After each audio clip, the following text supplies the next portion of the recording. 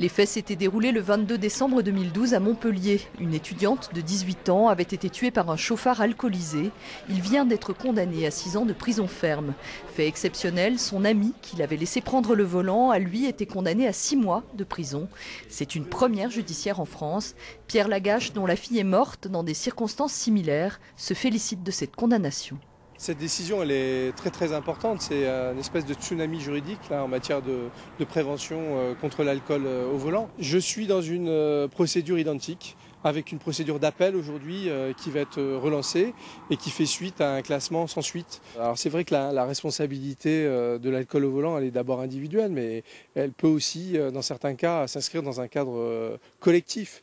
Quelqu'un qui est fortement alcoolisé, qui titube et qui prend le volant, voilà, quelle est sa responsabilité, mais quelle est aussi celle de ceux qui le laissent partir. Quand on prend le volant en étant fortement alcoolisé, on transforme, on le sait, sa voiture en arme. La vitesse tue, c'est certain, mais l'alcool est l'autre facteur mortel. Un tiers des décès sur la route sont dus à ce fléau. Et cette prise de conscience, elle doit être collective. Concernant la vitesse, ce sont les radars qui ont conduit à ce que la vitesse diminue et que le comportement des automobilistes évolue. En matière d'alcoolémie au volant, on est dans le même schéma. Ça représente 1000 vies.